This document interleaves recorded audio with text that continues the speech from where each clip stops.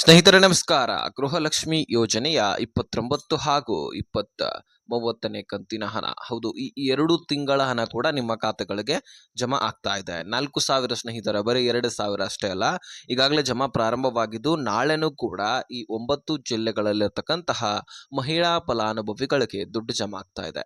ಯಾದಗಿರಿ ಸೇರಿದಂತೆ ಕೊಪ್ಪಳ, ಬೀದರ, ಬೆಳಗಾವಿ ಇನ್ನೂ ಹಲವಾರು ಜಿಲ್ಲೆಗಳಿಗೆ ಈಗಾಗಲೇ ಬಂದಿದೆ. ಇನ್ನೂ ಹಲವಾರು ಜಿಲ್ಲೆಗಳಿಗೆ ಬರ್ತಾ ಇದೆ. ಅವುಗಳನ್ನು ಕೂಡ ನೀವು ತಿಳ್ಕೊಳ್ಳೇಬೇಕು. ಯಾಕಂದ್ರೆ ಆ ಜಿಲ್ಲೆಗಳಲ್ಲಿ ನಿಮ್ಮ ಜಿಲ್ಲೆನೂ ಕೂಡ ಆಗಿದ್ದೇ ಆದ್ರೆ ನಿಮ್ಮ ಖಾತೆಗಳಿಗೂ ಕೂಡ ಜಮಾ ಆಗುವಂತಹ ಎಲ್ಲ ಸಾಧ್ಯತೆಗಳು ಕೂಡ ಇದ್ದಾವೆ. ಹೀಗಾಗಿ ಈ ವಿಡಿಯೋನ ಆದಷ್ಟು ನೀವು ಕೊನೆವರೆಗೂ ವಾಚ್ ಮಾಡಿ ಸ್ನೇಹಿತರೆ. ಬರೀ 2,000 ಅಷ್ಟೇ ಅಲ್ಲ, 4,000ದಿಂದ 8,000 ತನಕ ಕೂಡ ದುಡ್ಡು ಜಮಾ ಆಗ್ತಾ ಇರುವಂಥದ್ದು. ಸೊ ನೀವು ಈ ವಿಡಿಯೋನ ಕೊನೆವರೆಗೂ ವಾಚ್ ಮಾಡಿದ್ರೆ ಎಲ್ಲ ಮಾಹಿತಿಗಳು ಕೂಡ ಕ್ಲಿಯರ್ ಆಗಿ ಅರ್ಥ ಆಗುತ್ತೆ. ಗೃಹಲಕ್ಷ್ಮಿಯಲ್ಲಿ ಒಟ್ಟಾರೆಯಾಗಿ 28 ಕಂತುಗಳನ್ನು ನೀವು ಪಡ್ಕೊಂಡಿದ್ದೀರಿ. ಒಂದಲ್ಲ ಎರಡಲ್ಲ ಸ್ನೇಹಿತರೆ, 56,000 ರೂಪಾಯಿಯನ್ನ ಪ್ರತಿಯೊಬ್ಬ ಮಹಿಳೆಯರು ಕೂಡ ಪಡ್ಕೊಂಡಿದ್ದೀರಿ. ಥಿಂಕ್ ಮಾಡಿ, ಈ ಒಂದು ದುಡ್ಡಿನಿಂದ ಏನೇನು ಉಪಯೋಗವನ್ನ ನೀವು ಮಾಡ್ಕೊಂಡಿರಬಹುದು.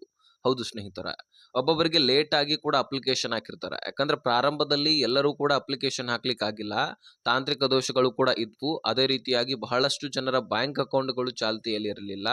ಅದೇ ರೀತಿಯಾಗಿ ಬಹಳಷ್ಟು ಜನರ ಈ KYCಗಳಾಗಿರ್ಲಿಲ್ಲ. ಇನ್ನು ಇಂಪಾರ್ಟೆಂಟ್ ಮುಖ್ಯವಾಗಿ ಏನಂದ್ರೆ, ಈಗಾದ್ರೂ ಸಹಿತ ಒಂದು ಸಮಸ್ಯೆ ಕಾಡ್ತಾ ಇದೆ. 2-3 ಲಕ್ಷ ಫಲಾನುಭವಿಗಳ ಬ್ಯಾಂಕ್ ಅಕೌಂಟ್ಗಳೇ ಚಾಲ್ತಿಯಲ್ಲಿಲ್ಲ. ಹೀಗಾಗಿ ನಾವು ದುಡ್ಡು ಹಾಕ್ಲಿಕ್ಕೆ ಆಗ್ತಾ ಇಲ್ಲ ಅಂತ ಸಚಿವೆ ಲಕ್ಷ್ಮೀ ಹೆಬ್ಬಾಳ್ಕರ್ ಅವರು ತಿಳಿಸ್ತಾ ಇದ್ದಾರೆ. ಇದು ಪ್ರಾರಂಭದಲ್ಲಿ ಕೂಡ ಸಮಸ್ಯೆ ಕಂಡು ಬಂದಿತ್ತು, ಈಗೂ ಕೂಡ ಹಾಗೆ ಆಗ್ತಾ ಇದೆ. ಅದರ ಬಗ್ಗೆನೂ ಕೂಡ ಕ್ಲಿಯರಿಟಿ ಕೊಡ್ತೀನಿ. ಸೊ ಮುಖ್ಯವಾಗಿ ಈ ಒಂದು ಜಿಲ್ಲೆಗಳ ಬಗ್ಗೆ ನಾನು ಕ್ಲಿಯರಿಟಿ ಕೊಡ್ತೀನಿ. ಇದನ್ನ ಮೊದಲು ತಿಳ್ಕೊಳ್ಳಿ ಸ್ನೇಹಿತರೆ. ಮುಖ್ಯವಾಗಿ ಬೆಂಗಳೂರು ನಗರ ಮತ್ತು ಬೆಂಗಳೂರು ಗ್ರಾಮಾಂತರ, ವಿಜಯನಗರ, ಧಾರವಾಡ, ಯಾದಗಿರಿ, ಬೆಳಗಾವಿ, ಬೀದರ, ಕೊಪ್ಪಳ, ಅದೇ ರೀತಿಯಾಗಿ ಉತ್ತರ ಕನ್ನಡ, ಈ ಒಂದು ಜಿಲ್ಲೆಗಳಲ್ಲಿರ್ತಕ್ಕಂತಹ ಗೃಹಲಕ್ಷ್ಮಿಯರಿಗೆ ನಾಳೆ ದುಡ್ಡು ಜಮಾ ಆಗ್ತಾ ಇದೆ. ಬರೀ 2,000 ಅಷ್ಟೇ ಅಲ್ಲ, 30ನೇ ಕಂತಿನ ಹಣ ಅಂದ್ರೆ ಮಾರ್ಚ್ ತಿಂಗಳನ್ನ ಕೂಡ ಪ್ರಾರಂಭವಾಗ್ತಾ ಇದೆ. ನಿಮ್ಮ ಖಾತೆಗಳಿಗೆ ಜಮಾ ಆಗಲಿಕ್ಕೆ ಸಚಿವೆ ಲಕ್ಷ್ಮೀ ಹೆಬ್ಬಾಳ್ಕರ್ ಅವರು ಮೊನ್ನೆ ತಾನೇ ಒಂದು ಮಾಹಿತಿ ಕೊಡ್ತಾರೆ, ಇಂಪಾರ್ಟೆಂಟ್. ಈಗಾಗಲೇ ನಾವು 5-6 ಕಂತುಗಳನ್ನು ಜಮಾ ಮಾಡಿದ್ದೀವಿ. ಯಾವಾಗ ಚಳಿಗಾಲದ ಅಧಿವೇಶನ ಆಯಿತು ಸ್ನೇಹಿತರೆ, ನಾನು ಹೇಳ್ತಾ ಇದ್ದೀನಿ, ಕರೆಕ್ಟಾಗಿ ಕೇಳಿಸ್ಕೊಳ್ಳಿ. ಚಳಿಗಾಲದ ಅಧಿವೇಶನ ಆದ ಬಳಿಕ ಸತತವಾಗಿ ದುಡ್ಡುಗಳು ಜಮಾ ಆಗಲಿಕ್ಕೆ ಪ್ರಾರಂಭವಾದವು. ಅದರಲ್ಲಿ ಮುಖ್ಯವಾಗಿ BJP ನಾಯಕರ ಆಕ್ರೋಶ, ಅದೇ ರೀತಿಯಾಗಿ ಮಹಿಳೆಯರ ಆಕ್ರೋಶ, ಇದರೆಲ್ಲದರ ಮೇರೆಗೆ ಸರ್ಕಾರ ತಲೆ ಬಾಗಲೇಬೇಕಾಗಿತ್ತು. ಹೀಗಾಗಿ ಸೆಪ್ಟೆಂಬರ್ 24ನೇ ಕಂತಿನ ಹಣ, ಅಕ್ಟೋಬರ್ 25ನೇ ಕಂತಿನ ಹಣ, ಹೋದ ವರ್ಷದಲ್ಲಿ ನವೆಂಬರ್ 26ನೇ ಕಂತಿನ ಹಣ, ಡಿಸೆಂಬರ್ 27ನೇ ಕಂತಿನ ಹಣ, ಈ ವರ್ಷದ ಪ್ರಾರಂಭದ ಜನವರಿ 28ನೇ ಕಂತಿನ ಹಣ, ಈ 1, 2, 3, 4, 5 ಕಂತುಗಳೇನಿದಾವೋ ಎಲ್ಲ ಕಂತುಗಳು ಕೂಡ ಸತತವಾಗಿ ಜಮಾ ಆದ್ವು. ಕಾರಣ ಇಷ್ಟೇ, BJP ನಾಯಕರು ಆಕ್ರೋಶವನ್ನ ವ್ಯಕ್ತಪಡಿಸ್ತಾರೆ. ಅದೇನಂದ್ರೆ, ನೀವು 2 ಕಂತುಗಳನ್ನ ಯಾಮಾರಿಸಿ ಬಿಟ್ಟಿದ್ದೀರಿ. ಹೌದು ಸ್ನೇಹಿತರ, ಸರ್ಕಾರ ಖುದ್ದಾಗಿ 2 ಕಂತುಗಳನ್ನ ಯಾಮಾರಿಸಿ ಬಿಟ್ಟಿದೆ. ಹೋದ ವರ್ಷದ 2025ರ ಪ್ರಾರಂಭದಲ್ಲಿ ಜನವರಿ ತಿಂಗಳ ಹಣ ಕೊಟ್ಟ ಬಳಿಕ ಫೆಬ್ರವರಿ ಮತ್ತು ಮಾರ್ಚ್ ತಿಂಗಳ ಹಣವನ್ನ ಕೊಡಲೇ ಇಲ್ಲ. ಆ 2 ತಿಂಗಳ ಹಣ ಎಲ್ಲಿ ಹೋಯ್ತು ಅನ್ನುವಂತಹ ಪ್ರಶ್ನೆಯನ್ನ ಮಾಡ್ತಾರೆ. ಒಂದಲ್ಲ ಎರಡಲ್ಲ, 5,000 ಕೋಟಿ ಹಣ ಕಣ್ರಿ. ಆ 5,000 ಕೋಟಿ ಹಣ ಎಲ್ಲಿ ಹೋಯ್ತು, ಅದನ್ನ ನೀವು ಮಹಿಳೆಯರ ಅಕೌಂಟ್ಗಳಿಗೆ ಯಾಕೆ ಹಾಕ್ಲಿಲ್ಲ, ಹಾಕಿದೀವಿ ಅಂತ ಯಾಮಾರಿಸಿದ್ರಿ, ಆ ದುಡ್ಡನ್ನ ಯಾವಾಗ ಕೊಡ್ತೀರಿ, ಈ ರೀತಿ ಪ್ರಶ್ನೆಗಳನ್ನ ಮಾಡ್ತಾರೆ. ಹಣಕಾಸು ಇಲಾಖೆ ನುಂಗಾಕಿತಾ, ಅಥವಾ ನಿಮ್ಮ ಇಲಾಖೆ ನುಂಗಾಕಿತಾ, ಅಥವಾ ನಿಮ್ಮ ಸರ್ಕಾರವೇ ಖುದ್ದಾಗಿ ನುಂಗಾಕಿತಾ ಅನ್ನುವಂತಹ ಪ್ರಶ್ನೆಗಳು, ಅಪವಾದಗಳು ಬಂದ ತಕ್ಷಣ ಈಗ ಸಚಿವ ಲಕ್ಷ್ಮೀ ಹೆಬ್ಬಾಳ್ಕರ್ ಅವರು ಮೊದಲನೇದಾಗಿ ನಾನು ಕೊಟ್ಟಿದ್ದೀನಿ, ಕ್ಲಿಯರ್ ಮಾಡಿದ್ದೀನಿ ಅಂತಾನೆ ಹೇಳ್ತಾರೆ. ಆದರೆ ಅದರ ಬಗ್ಗೆ ನಾವು ಇಳಿದು ನೋಡಿದಾಗ ಗೊತ್ತಾಗುತ್ತೆ 2 ಕಂತುಗಳು ಪೆಂಡಿಂಗ್ ಉಳಿದಿದೆ ಅಂತ. ಖುದ್ದಾಗಿ ಸಚಿವೆ ಲಕ್ಷ್ಮೀ ಹೆಬ್ಬಾಳ್ಕರ್ ಅವರು ಕೂಡ ಒಪ್ಕೊಳ್ತಾರೆ, ಹೌದು 2 ಕಂತುಗಳು ಪೆಂಡಿಂಗ್ ಉಳಿದಿದೆ, ನನ್ನ ಗಮನದಲ್ಲಿ ಇರಲಿಲ್ಲ, ನಾನು ಇದನ್ನ ಮುಂದಿನ ದಿನಗಳಲ್ಲಿ ಸರಿಪಡಿಸ್ತೀನಿ ಅಂತ ಸ್ಪಷ್ಟನೆಯನ್ನ ಕೊಟ್ಟರು. ಹಾಗಾದ್ರೆ ಈಗಾಗಲೇ ಪೆಂಡಿಂಗ್ ಉಳಿದಿರ್ತಕ್ಕಂಥದ್ದು ಹೋದ ವರ್ಷದ ಫೆಬ್ರವರಿ ಮಾರ್ಚ್ ತಿಂಗಳ ಹಣ, ಇದು ನಿಜ ಕೂಡ ಆಯಿತು. ಅದೇ ರೀತಿಯಾಗಿ ಆ ಸಂದರ್ಭದಲ್ಲಿನೇ 4-5 ಕಂತುಗಳು ಪೆಂಡಿಂಗ್ ಉಳಿದಿದ್ವು. ಹಾಗಾಗಿ ಸಚಿವೆ ಲಕ್ಷ್ಮೀ ಹೆಬ್ಬಾಳ್ಕರ್ ಅವರ ಮೇಲೆ ಇನ್ನಷ್ಟು ಪ್ರೆಷರ್ ಬೀಳುತ್ತೆ. ನಿಮ್ಮ ಹತ್ರ ದುಡ್ಡು ಇರಲಿಲ್ಲ ಅಂದ್ರೆ ಹೇಳ್ಬಿಡಿ, ನಾವು ಕೇಳೋದನ್ನೇ ಬಿಟ್ಬಿಡ್ತೀವಿ.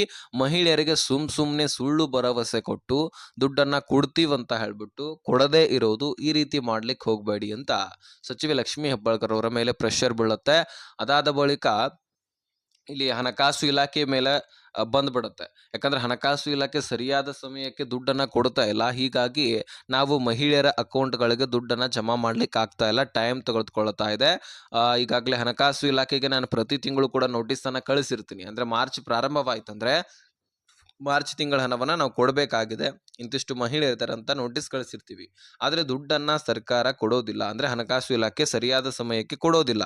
1 ಅಥವಾ 2 ತಿಂಗಳ ಆದ ಮೇಲೆ ಕೊಡುತ್ತೆ. ಹೀಗಾಗಿ ಡಿಲೇ ಹೊಡಿಲಿಕ್ಕೆ ಕಾರಣವಾಗ್ತಾ ಇದೆ ಅಂತ ಹಣಕಾಸು ಇಲಾಖೆಯ ಮೇಲೆ ಆರೋಪ ಬಂದ ತಕ್ಷಣ ಅಲ್ಲಿ ಕೂಡ ಪ್ರೆಷರ್ ಬೀಳುತ್ತೆ. ಹೀಗಾಗಿ ಮಹಿಳೆಯರು ಕೂಡ ಇದರ ಬಗ್ಗೆ ಮಾಹಿತಿ ತಿಳಿದ ತಕ್ಷಣ ಸಾಕಷ್ಟು ಕಡೆ ಆಕ್ರೋಶ ವ್ಯಕ್ತಪಡಿಸಿದ್ರು. ಇದರೆಲ್ಲದರ ಮೇರೆಗೆ ಸರ್ಕಾರ ತಲೆಬಾಗಿ 4-5 ಕಂತುಗಳನ್ನು ಸತತವಾಗಿ ಕೊಟ್ಟಿದೆ. ಈಗ 29ನೇ ಕಂತು ಅಂದರೆ ಈ ವರ್ಷದ ಫೆಬ್ರವರಿ ತಿಂಗಳ ಹಣ ಕೂಡ ಕೊಡ್ತಾ ಇದೆ. ಹೀಗಾಗಿ ಬರೀ 4,000 ಅಷ್ಟೇ ಅಲ್ಲ ಸ್ನೇಹಿತರೆ, ಸರ್ಕಾರದಿಂದ ನಿಮ್ಮ ಅಕೌಂಟ್ಗಳಿಗೆ ಬರಬೇಕಾಗಿರ್ತಕ್ಕಂತಹ ದುಡ್ಡು ಎಷ್ಟಂದರೆ 8,000. ಹೋದ ವರ್ಷದ 2 ಕಂತುಗಳು 4,000 ದುಡ್ಡು ಅಂದರೆ ಫೆಬ್ರವರಿ ಮಾರ್ಚ್ ತಿಂಗಳ ಹಣ. ಈ ವರ್ಷದ ಫೆಬ್ರವರಿ ಮಾರ್ಚ್ ತಿಂಗಳ ಹಣ ಅಂದರೆ ಈ ವರ್ಷದಲ್ಲಿ ಕೂಡ ಫೆಬ್ರವರಿ 29ನೇ ಕಂತಿನ ಹಣ ನಿಮ್ಮ ಖಾತೆಗಳಿಗೆ ಬಂದು ಕ್ಲಿಯರ್ ಆಗಬೇಕು. 30ನೇ ಕಂತಿನ ಹಣ ಮಾರ್ಚ್ ತಿಂಗಳ ಹಣ ಕ್ಲಿಯರ್ ಆಗಬೇಕು. ಇನ್ನು ಏಪ್ರಿಲ್ ತಿಂಗಳದ ಹಣನೂ ಕೂಡ ಕೊಡಬೇಕಂತ ನಾವು ಕೇಳಲಿಕ್ಕೆ ಸಾಧ್ಯ ಇಲ್ಲ. ಯಾಕಂದರೆ ಮೇ ತಿಂಗಳಲ್ಲಿ ನಾವು ಇದರ ಬಗ್ಗೆ ಪ್ರಶ್ನೆ ಮಾಡಬಹುದು. ಯಾಕಂದರೆ ಸಚಿವೆ ಲಕ್ಷ್ಮೀ ಹೆಬ್ಬಾಳ್ಕರ್ ಅವರು ಹೇಳ್ತಾರೆ, ಮಾರ್ಚ್ ತಿಂಗಳ ಹಣವನ್ನು ಏಪ್ರಿಲ್ನಲ್ಲಿ ಕೊಡ್ತೀವಿ, ಏಪ್ರಿಲ್ದು ಮೇನಲ್ಲಿ, ಮೇದು ಜೂನ್ನಲ್ಲಿ, ಜೂನ್ದು ಜುಲೈನಲ್ಲಿ. ಈ ರೀತಿ ಸರ್ಕಾರಿ ನೌಕರಸ್ಥರ ವೇತನವನ್ನು ಹೇಗೆ ಜಮಾ ಮಾಡ್ತೀವಿ ಆ ರೀತಿ ಸಚಿವೆ ಲಕ್ಷ್ಮೀ ಹೆಬ್ಬಾಳ್ಕರ್ ಅವರ ಈ ರೀತಿ ಸ್ಟೇಟ್ಮೆಂಟ್ ಕೊಟ್ಟು ಮಹಿಳೆಯರ ದುಡ್ಡನ್ನು ಕೂಡ ಈ ರೀತಿನೇ ಕೊಡ್ತೀವಿ ಅಂತ ಹೇಳ್ತಾರೆ. ಹಾಗಾದರೆ ಇದ್ರ ಬಗ್ಗೆ ನಾನು ಕ್ಲಿಯರಿಟಿ ಕೊಟ್ಟಿದ್ದೀನಿ, ನಿಮಗೂ ಕೂಡ ಅರ್ಥ ಆಗಿದೆ ಅಂತ ಅಂದ್ಕೊಳ್ತೀನಿ. ಯಾವ್ಯಾವ ಕಂತುಗಳು ಪೆಂಡಿಂಗ್ ಉಳಿದಿದೆ, ಯಾಕಂದರೆ ಇದು ಗೊತ್ತಿರಬೇಕು. ಇಲ್ಲಾಂದರೆ ಮತ್ತೆ ಸರ್ಕಾರ ಯಾಮಾರಿಸೋದ್ರಲ್ಲಿ ಯಾವುದೇ ಡೌಟು ಸಂದೇಹ ಬೇಡವೇ ಬೇಡ. ಹಾಗಾಗಿ ಈ 9 ಜಿಲ್ಲೆಗಳ ಬಗ್ಗೆನೂ ಕೂಡ ಮಾಹಿತಿ ತಿಳಿಸ್ಕೊಟ್ಟಿದ್ದೀನಿ. ಎಲ್ಲ ಮಾಹಿತಿಗಳು ಕೂಡ ಕ್ಲಿಯರ್ ಆಗಿ ಅರ್ಥ ಆಗಿದೆ ಅಂತಲೂ ಕೂಡ ಅಂದ್ಕೊಳ್ತೀನಿ. ಇನ್ನು ಏನೇ ಕ್ವಶನ್ಸ್ ಇದ್ರೂ ಸಹಿತ ಡಿಸ್ಕ್ರಿಪ್ಷನಲ್ಲಿ ಇನ್ಸ್ಟಾಗ್ರಾಮ್ ಲಿಂಕ್ ಇರುತ್ತೆ, ಅಲ್ಲಿಂದ ಮೆಸೇಜ್ ಮಾಡಿ ನಾನು ಖಂಡಿತವಾಗ್ಲೂ ರಿಪ್ಲೈ ಕೊಡ್ತೀನಿ. ಇನ್ನು ಸ್ನೇಹಿತರೆ, ಸಾಕಷ್ಟು ಮಹಿಳೆಯರ ಒಂದು ಬ್ಯಾಂಕ್ ಅಕೌಂಟ್ಗಳು ಚಾಲ್ತಿಯಲ್ಲಿ ಇಲ್ಲವಂತೆ. ಹೌದು, ಇದ್ರ ಬಗ್ಗೆ ನಾನು ಹೇಳಲೇಬೇಕು. ಯಾಕಂದರೆ 2-3 ಲಕ್ಷ ಫಲಾನುಭವಿಗಳು ಮಹಿಳೆಯರದು ಈ ರೀತಿ ಕಾಣಿಸ್ತಾ ಇದೆ. ಯಾಕಂದರೆ ತಾಂತ್ರಿಕ ದೋಷದಿಂದ ಬಂದಿರತಕ್ಕಂತಹ ಸಮಸ್ಯೆ ಅಲ್ಲ ಇದು, ಅಥವಾ ಇನ್ನಿತರ ಸಮಸ್ಯೆ ಅಲ್ಲ. ಅದನ್ನು ಖುದ್ದಾಗಿ ನಾವೇ ಸರಿಪಡಿಸ್ಕೊಳ್ಬೇಕಾದಂಥದ್ದು. ಅಂದರೆ ಯಾರ ಬ್ಯಾಂಕ್ ಅಕೌಂಟ್ ಇದೆಯೋ ಅವರು ಅದನ್ನು ಸರಿಪಡಿಸ್ಕೊಳ್ಬೇಕಾಗಿರ್ತಕ್ಕಂಥದ್ದು. ಅದನ್ನು ಸರ್ಕಾರವೇ ಖುದ್ದಾಗಿ ಸರಿಪಡಿಸ್ಕೊಳ್ಬೇಕಂತೇನಿಲ್ಲ. ಮಾಡಬೇಕಾಗಿರ್ತಕ್ಕಂತಹ ಕೆಲಸ ನೀವು ಅದನ್ನು ಮಾಡಬೇಕಾಗಿರ್ತಕ್ಕಂಥದ್ದು. ಹಾಗಾದರೆ ಏನು ಪ್ರಾಬ್ಲಮ್ ಆಗಿದೆ, ಅದನ್ನು ಹೇಗೆ ಬಗೆಹರಿಸ್ಕೊಳ್ಬೇಕಂದ್ರೆ, ಈಗ ತಾಂತ್ರಿಕ ದೋಷ ಅಂತ ಅಂದರೆ ನಿಮ್ಮ ಅಕೌಂಟ್ ಏನೋ ಓಪನ್ ಮಾಡ್ಕೊಳ್ತೀರಿ. ಆ ಅಕೌಂಟ್ನಲ್ಲಿ ನೀವು ದುಡ್ಡು ಹಾಕೋದು, ತೆಗೆಯೋದು, ಟ್ರಾನ್ಸಾಕ್ಷನ್ ಮಾಡಿಸ್ತಾ ಇದ್ದರೆ ಮಾತ್ರ ನಿಮ್ಮ ಅಕೌಂಟು ಚಾಲ್ತಿಯಲ್ಲಿರುತ್ತೆ, ಅಂದರೆ ಆ್ಯಕ್ಟಿವ್ ಇರುತ್ತೆ. ಇಲ್ಲ ನಾವು ದುಡ್ಡೇ ಹಾಕೋದಿಲ್ಲ, ನಾವು ದುಡ್ಡು ಹಾಕೋದು ತೆಗೆಯೋದು ಮಾಡೋದೇ ಇಲ್ಲ ಅಂದರೆ ಸರ್ಕಾರ ಯಾವ ಅಕೌಂಟಿಗೆ ದುಡ್ಡು ಹಾಕಬೇಕು, ಅಕೌಂಟೇ ಚಾಲ್ತಿಯಲ್ಲಿ ಇರೋದಿಲ್ಲ. ಸೊ ನೀವು ಪ್ರತಿ ತಿಂಗಳು ಕೂಡ, ಅಥವಾ ಈಗ ಫೋನ್ಪೇ, ಗೂಗಲ್ ಪೇ ಅಥವಾ ಪೇಟಿಎಮ್ನ ಮುಖಾಂತರ ವಹಿವಾಟು ಮಾಡ್ತಾ ಇದ್ರೂ ಸಹಿತ ಏನು ಸಮಸ್ಯೆ ಬರೋದಿಲ್ಲ. ಅಥವಾ ನೀವು ಖುದ್ದಾಗಿ ಬ್ಯಾಂಕಿಗೆ ಹೋಗಿ ದುಡ್ಡನ್ನು ಹಾಕೋದು ತೆಗೆಯೋದು ಮಾಡಿದ್ರೂ ಸಮಸ್ಯೆ ಇರೋದಿಲ್ಲ. ನೀವು ಅಕೌಂಟನ್ನು ಓಪನ್ ಮಾಡ್ಕೊಳ್ತೀರಷ್ಟೇ, ಆದರೆ ಅದನ್ನು ಬಳಕೆ ಮಾಡ್ಕೊಳ್ಳೋದಿಲ್ಲ. ಹೀಗಾಗಿ ಅನ್ಆ್ಯಕ್ಟಿವ್ ಆಗುತ್ತೆ.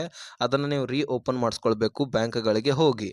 ಅದನ್ನು ಮಾಡಿಸ್ಕೊಂಡ ತಕ್ಷಣ ನಿಮಗೆ ದುಡ್ಡು ಜಮಾ ಆಗುತ್ತೆ ಅಂತ ಸಚಿವೆ ಲಕ್ಷ್ಮೀ ಹೆಬ್ಬಾಳ್ಕರ್ ಅವರು ತಿಳಿಸಿದ್ದಾರೆ. ಇದ್ರ ಬಗ್ಗೆ ನಾನು ಕ್ಲಿಯರಿಟಿ ಕೊಟ್ಟಿದ್ದೀನಿ. ವಿಡಿಯೋ ನೋಡಿದ್ದಕ್ಕೆ ಧನ್ಯವಾದ. ಈ ಇನ್ಫಾರ್ಮೇಷನನ್ನು ಆದಷ್ಟು ಎಲ್ಲ ಗೃಹಲಕ್ಷ್ಮಿಯರಿಗೆ ಶೇರ್ ಮಾಡಿ.